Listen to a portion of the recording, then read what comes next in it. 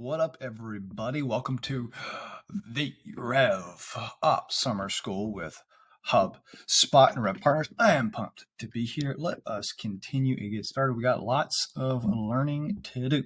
So, this is a 3-day event. In this 3-day event, we will be covering a lot. We're going to start super theoretical. It's so important that we actually do this theoretical portion because it gives us the framework where we can start talking a common language and being able to build into our CRM instance, in this case, HubSpot. So from the top to the bottom, today's class and day one is about RevOps, which is the science of revenue growth. And also we'll be talking about the business model. At the end, we'll have exercise 1 that will turn in and go into day 2. Through these courses, you'll see that there is the business model, go-to-market model, data model, growth model, math model, tool stack, RevOps pyramid, plus the fundamentals. Like a lot of this is built upon a specific framework with the intent of making it repeatable for B2B, for any B2B company, where you can start executing revenue operations and creating revenue growth for you. So you see it, we're in day 1. Let us get started. Class 1, which is what we're on today. Go to class 2. So class 1, basics. We're doing what is the definition actually of revenue operations? What's the reason for the rise?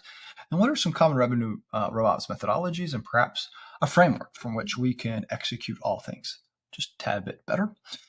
For class 2, we'll be starting along in that framework where we'll do the B2B business model, which is the first portion, and then going over the effects of the business model on RevOps variables and how things we need to consider as we start to build out our think about what revenue operations is and how to build it. So let us go.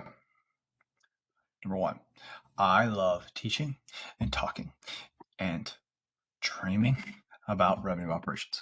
It is my favorite subject in the world to talk about, except my wife and my little boy right now. Besides that, this is a favorite topic I think about. Prior to starting this, we did a full series called Becoming the HubSpot RevOps Professional that talks about how do I become a revenue operations professional that specializes in HubSpot. So we have done those 3-part episode where we create a methodology for 5 steps to go over. I highly recommend if you're like, hey, how do I become a HubSpot? Stop now, go to that session. Those sessions are amazing. Start with number 1, and you can go all the way through. We talk to a recruiter, and then we talk to an actual RevOps practitioner that talk about the lessons learned. Then we talk about hiring and implementing revenue operations. So we have the growth driven design, how to implement and not have prevent your CRM implementation from failing, how to actually implement, how to hire RevOps Jedi, like our process internal to Rev Partners to go through it. Our inbound talk about Moneyball, and that which is a common analogy for RevOps. That's useful. We'll talk about a little bit more today. And the RevOps Manifesto. So what are 10 top tips when you're thinking about revenue operations and how to execute it? There will be more. So this is the start of the RevOps Summer School. It's 3-day courses we talked about, and I'm super excited. But it becomes, why the heck are we here today? We have all these other ones. Where does this fit within it? And this fits within my goal is, and my mission, and the mission of Rev Partners is to democratize revenue operations. And that goes with teaching, that goes with delivering services, that goes with creating products, but it's about having more people understand what the heck revenue operations is and be able to execute it more tenaciously and more ferociously inside the revenue stack. That's why I'm here. That's why I will continue to be here to the best of my ability. Why this course? We're missing frameworks. I believe very strongly that's the point. We do not have a common framework that RevOps professionals can work from. We don't have a common language. We don't have a common framework. And we don't have a way that is repeatable from stack to stack. And what is out there as we go, it's too heady and too theoretical. We're going to get really theoretical in this course, but it all has a specific purpose that fits within a framework that allows us to execute. It's not just theory for theory. We don't have a way in our current, what the guides that exist, a way to make decisions. There's not a way to connect strategy, like what's your business model, go-to-market strategy, data model, and then math model, and then connect it with tactics that specifically in a CRM that tells you how to do better. So like, when should you parent-child relationships? And when is that important? What go-to-market strategies do align with? We don't have a way to prioritize what's important, what's not important. We don't have a common language to communicate value. So it's like when someone asks us, what is revenue operations? Or say you are a revenue operations professional and your wife or someone you like, one of your loved ones says, what do you do for a living? You probably look at them with a blank face because they can't communicate it. We don't have a common language to communicate value. And that means we don't have a way to upskill as Rev Operations pros. I get asked almost daily in LinkedIn. It says, Matt, I want to become a RevOps pro. How do I do it?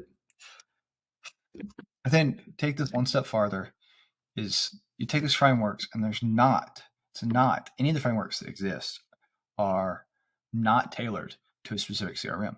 And the fact is the CRM you use has specific intricacies and they exist in an ecosystem and they're all different. And you need to know there should be a different way to apply these strategies to Salesforce, a different one to apply to HubSpot. So that's what we're going to cover today. We're in this course, we're going to start getting a framework for us to all use together and also begin applying that HubSpot on day 3. So this is the agenda for today. Really simple questions we're asking. But at the end, I think we have some clarity around what the heck revenue operations really is. Why were you saying the word? Why are we saying the word all the time? And then another RevOps framework. Let's start talking about why I'm saying it that way and making fun of it. So number 1, what is RevOps? Man, if you're like me, so before we go, I just want to say this is to make this relative. I think it's important that and that we say is answer this question and truthfully answer this question. What were businesses doing before revenue operations? What I mean, what were businesses doing is we have not been talking about revenue operations until the last 3 to 4 years. So what were companies doing prior? They were siloed. They didn't have alignments and teams. KPIs were wrong. How are they like? And I'm making fun of this for a second, but what did Coca-Cola do? What did Delta Airlines or any of the airlines do? What did UPS or FedEx do?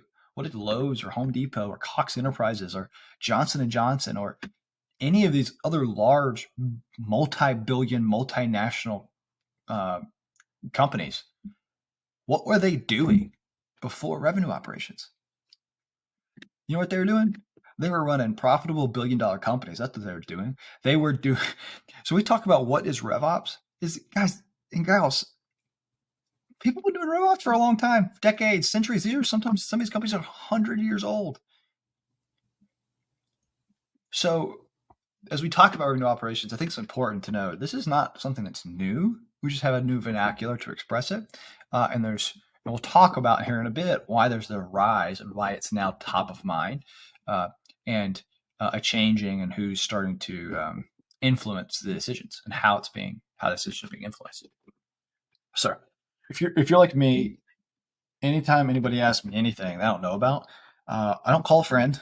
Well, you could say I call a friend. I call my BFF, Mr. Google, and I send what is RevOps, and you'll get something like this. First, number 1, I want you to notice is that there are people paying lots of money to rank number 1 to come up when you do keyword terms. So they have a keyword term or long tail questions about what is RevOps, and they're trying to rank number 1. I want you to notice a lot of them are all SaaS companies. And if you look at the people who are ranking number 1, they're SaaS companies or companies that promote SaaS companies rating wise. You have Clary and Salesforce and Cognizant. And I just want to be is if you click these, you're going to get some definitions. And that is all people trying to either be number 1 or ranking. And I want you to see this as we go through, because these are probably definitions that we align with, right? They're going to use words like alignment, about not being siloed, about being on the same page. So let's look at them. RevOps aligns marketing, sales, and customer service to the customer lifecycle to drive revenue. Yeah. RevOps is a mindset. It's a practice and it's a manifestation of unifying your internal operations. Okay. It aligns marketing, sales, operations. It's a business function that uses automation to help businesses make decisions. It's a business function that aims to maximize organizations' revenue potential. It's an approach designed to integrate departments.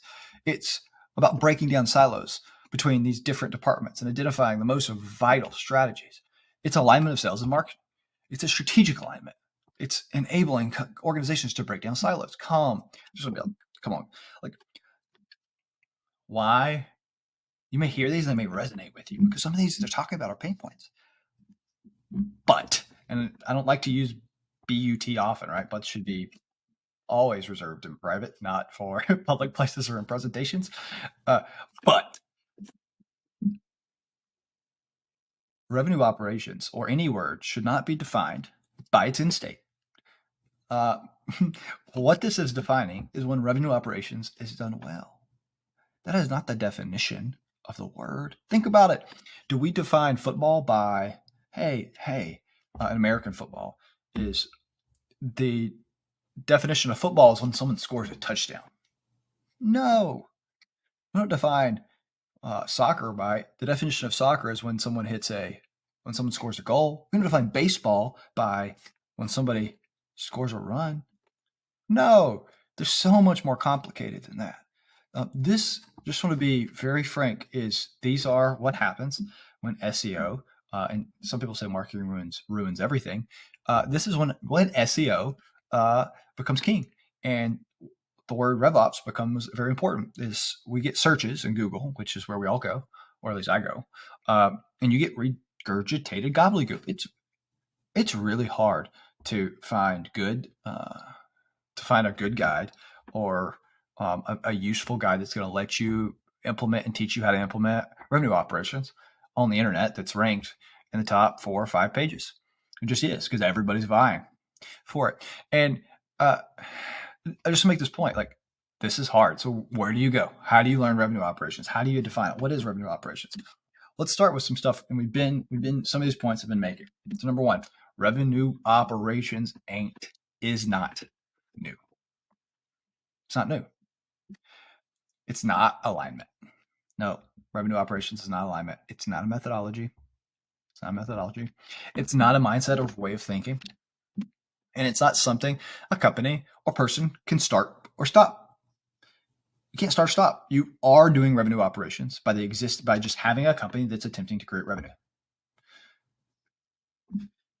So let's read this. The definition is extremely important because it defines how we think about, how we train, how we iterate, how we build frameworks around it.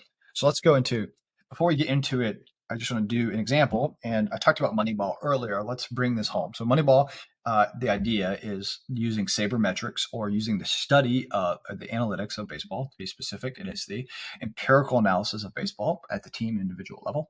And sabernomics is the study of baseball. And it allows people to replicate and repeat winning seasons. And so the hypothesis is if we study and we apply statistical analysis and data analysis, we collect, we synthesize, and we disseminate, we can replicate and repeat winning seasons, that we can apply a process where we can teach, measure, repeat, improve, explain, and apply growth strategies to win more baseball games.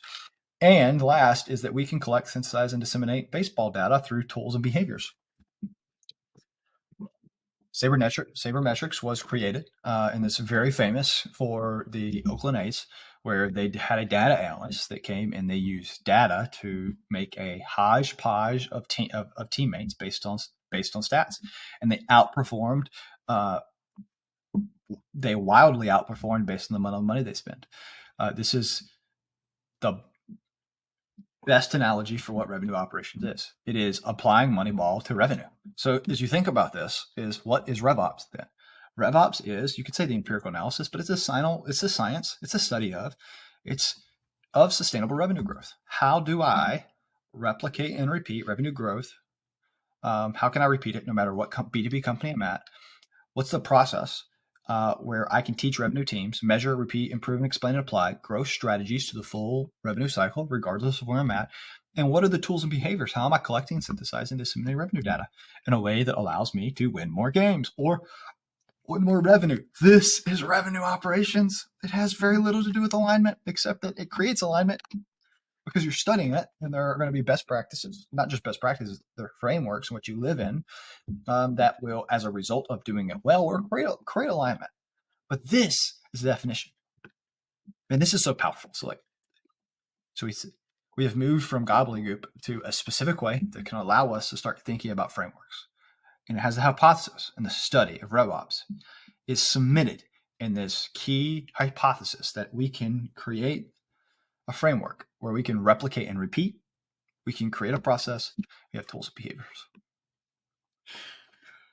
That's the definition, and that's what we're like. We can communicate that. So when somebody says, "Hey, you do revenue operations for a living?" What does that even mean? You say, "Hey, I'm a student of revenue data, and I help companies win more revenue through studying, through applying statistical analysis, where I can help them replicate and repeat revenue growth."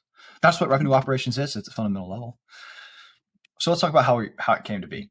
So first off, there is a promise of it, and you can't see it bottom left. And there's a myriad of these studies that come out that say revenue operations makes you more awesome. And they say it with stats. And we throw these around. I mean, Serious Decisions has them, Forrester has them, Gartner has them, the Lane Data has them. They all have them. It increases profitability by 15%. It increases speed of growth by 19%. It is 15% in sales productivity. It is 71% increase in stock performance and 100% increase to 200% increase in digital marketing ROI. RevOps is so awesome. That's a big promise. These are big promises. But as you mentioned, is we don't have a clear definition in the marketplace today. And there's no framework in which to talk about these. So we have this big promise, and now just as a point, and we know we need this thing. We don't really know how to do it. But let's talk about this big promise, and these big numbers have made it more popular. And this big promise has been caused by lots of factors that we're going to investigate more, so a better understanding.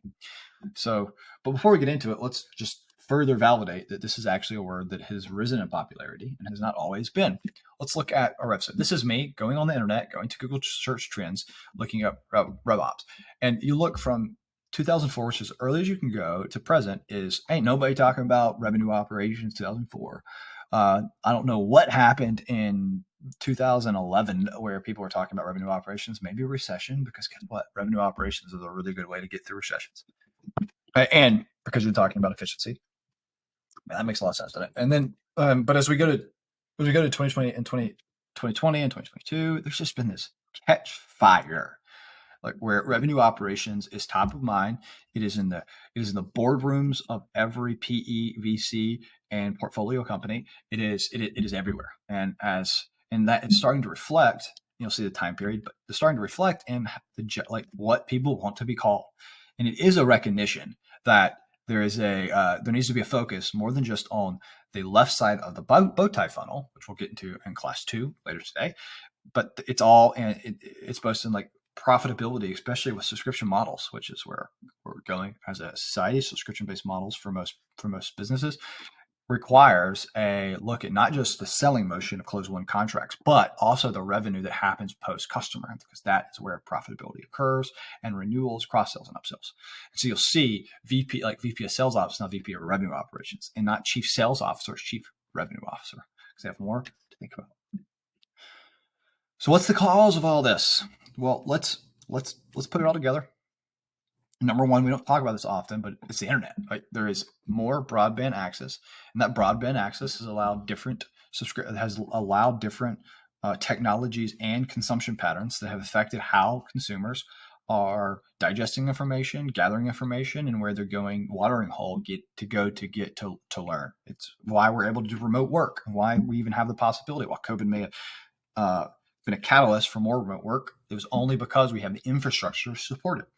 And that has changed buying patterns completely, which leads us to, we have lost control of the buyer journey as companies. We can't, and it's almost impossible to understand where the buyer is in their journey.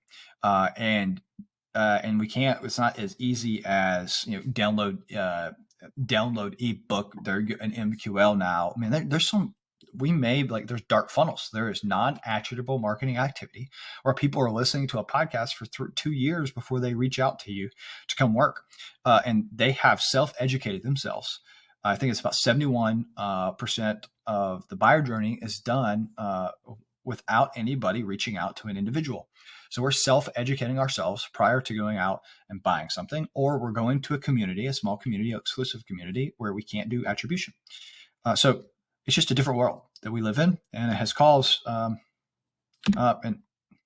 different world. And as we think about we've become more digital, there's also this two-pronged is we have democratized data, and there is just way more of it. Every email that we do is a data point. Every phone call that we make is a data point.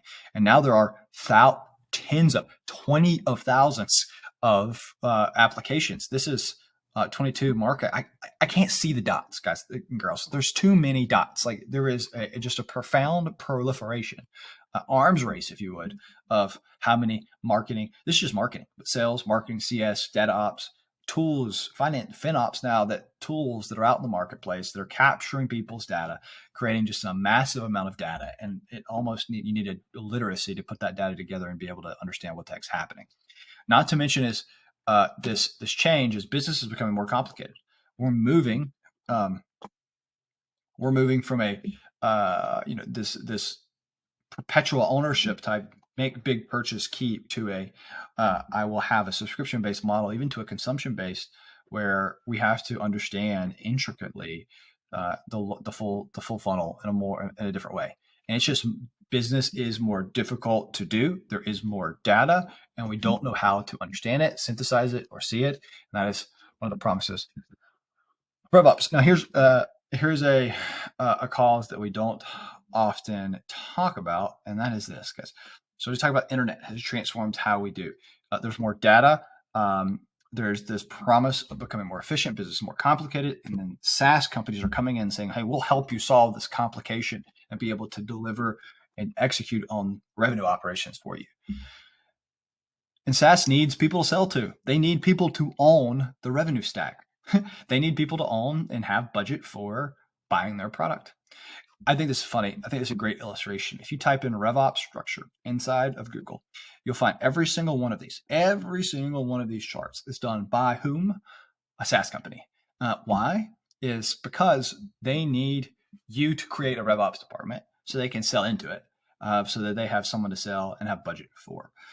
And so part of the this term rising popularity is true. It is needed more. This discipline and study of having scientists that understand the revenue journey is more needed than ever.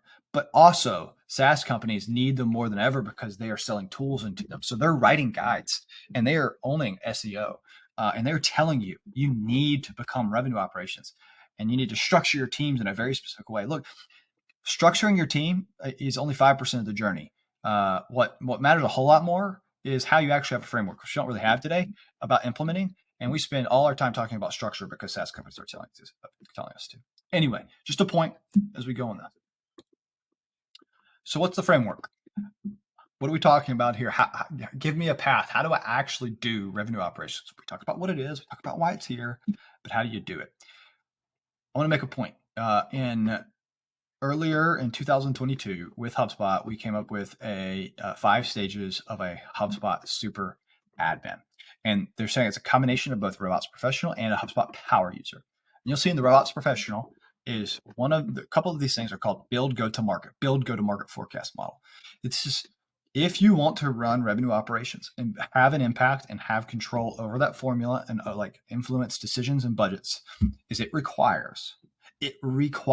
mandates that you as a professional can get and forecast and how to build out a go-to-market. And that means creating the TAM, that means creating the personas, that means creating the messaging, that means getting on an Excel document and being able to say, what am I hiring sales? What am I hiring marketing? How much budget do I need?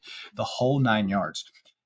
And so a little bit of what we're talking about today is we're giving a framework for revenue operations, a crash course on how to take strategic talking to executives and be able to translate that into tactical portions in the CRM so that we can answer more questions and thus be able to affect the success or failure of companies in a more repeatable fashion.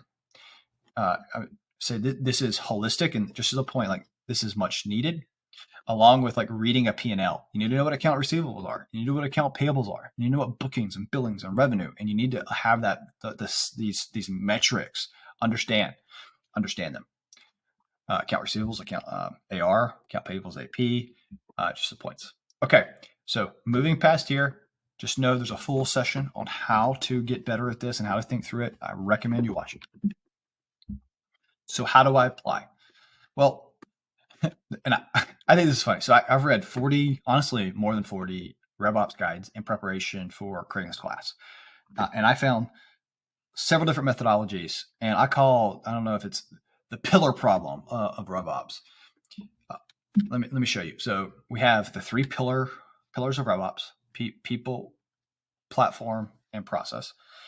We have the four pillars, which we've added insight to this. Really, we have the five areas instead of pillars, using another word, of revenue operations, and we have the six pillars. Goodness gracious!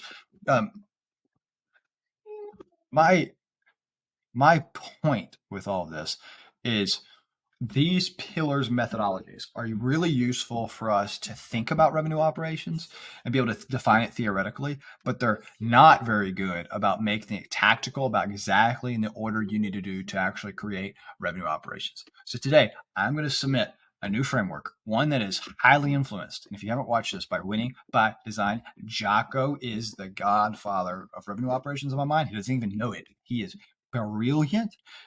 And has fought, and in many ways we stand on the shoulders of giants as we go through a framework. So we go through a framework that allows us to systematically begin to create a repeatable process for RevOps. So let's talk about that more. Before we go to that, I think it's important to note, because you see these a lot of places in these guides, these pillars, is they'll give best practices and rules of thumb. And without understanding the go-to-market motion or the business model or the data model that you're working in, these best practices are destructive. They can destroy your CRM. I have been a culprit of making these recommendations. Let me give you an example. Auto-create renewal deals. It's not inherently bad, but when do you create it? What does renewal deals mean? What are you capturing? What's triggering this? Is it affecting a life cycle post customer? Depending on your go-to-market and your sales, like, do you need renewals or upsells? Who owns those? Who are you assigning them to? The best practice itself is not bad.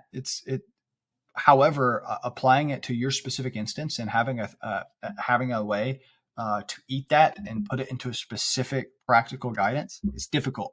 So the best practice is not good. Let's take another one. 3x pipeline coverage. This comes from perpetual ownership, meaning I need a 3x because I have a 1-to-3 win ratio, or 33%. So I need a pipeline coverage of 3x. But what does that really mean? And is that true? Do I really need that if I have a sales cycle of 14 days? So do I need a pipeline that's 3x for every 14 days of my? The point being is these best practices, who aren't always true. You need to understand your business model, your go-to-market strategy for sales, marketing, your sales, marketing, and CS, your data model, your math model, and your growth model. And they have to all fit together to make you execute tenaciously. So I'm going to get past this. You see it. Just be careful. Okay. So if RevOps is the science of sustainable revenue growth that enables us to measure, repeat, improve, explain, apply, how do I do it? Let's start here. If the framework means there's ingredients, meaning there's specific ingredients that are there every single time and it tastes bad if you don't have them. It means there's a specific order that if you don't cook it in the same way, you're going to get a result you don't like. It's repeatable, meaning you can have a recipe, and it's a common language so that we can all talk the same way from one revenue operations together. We have that. Here are the ingredients. We'll be going over this. Let me move my face for a second. So that is, during this class, we'll go over all these. What is your business model? What is your go-to-market model, which there's a different one for sales, marketing, and CS based on your business model? What is the data model, which should reflect your go-to-market? What's the math model, so you understand where you're having exponential and compound impact, thus being able to prioritize? Where are you at within your growth model, product market fit or go-to-market fit? And where does revenue operations really kick in from 1 million AAR to 10 million AAR? And when do you scale, and when do you get your Series B, et cetera? Tech stack. What technology do you need, and what order do you get them in? And then how are you thinking through that? And then even starting going specific into your instance, it's like, how are you doing sales processes and customer life cycles? which is probably the beginning, the most important. So we think about that. Let's go through the order. So order number one, we're going to ID the business model. That is class 2 right after this. We're going to talk about the business model. Number 3, ID your go-to-market based on your business model. We're going to talk about that in day 2. That's class 3. ID the data model. Then we're going to select the tool stack, configure the CRM and map based on what you need to collect. Synthesize, ID your exponential and compound levers, then prioritize and iterate and start to affect marginal change inside your inside the RevOps data model, which will have outsized impact or RevOps lift. Okay, final thing. I want to leave us this. Who owns RevOps? Who does that RevOps? The owner of revenue operations is the owner of the forecasting model, meaning whoever's saying, here's what revenue we're hitting, and based on this revenue, here's who we're hiring, here's when we're hiring them, and here's how we're going to hit it, here's the money we're spending. That is the person doing revenue operations. And so a revenue operations role in and of itself is supportive, where we help influence those decisions. So let's take baseball, for example. The director of analytics or sabermetrics is not the GM of the business. However, their role is to help that GM make informed decisions about who they're going to put on the team and who is going, who they're going to buy, what type of training they need to do. They are helping them inform those decisions. So as a point, it is title independent. There may be you don't have to have revenue operations in your name to be doing revenue operations. It very well may be the CFO, the founder, the CEO, the VP of sales. The important thing is they know the models, or at least they have, it's in here. They might not have it in their head, but they know the models. They know the go-to-market motions. They know the data model in which it needs to be. And usually they're the person asking the question based on whatever model they're using. And they are helping prioritize initiatives and spend. So our role as RevOps is we want to know this so well. We can communicate where we want to go, and we can start influencing the prioritization of initiatives and spend. That is revenue operations sort of influence. That's the end of this session. I'll look forward to having questions and breaks. Stay awesome. Keep doing it big, and adios.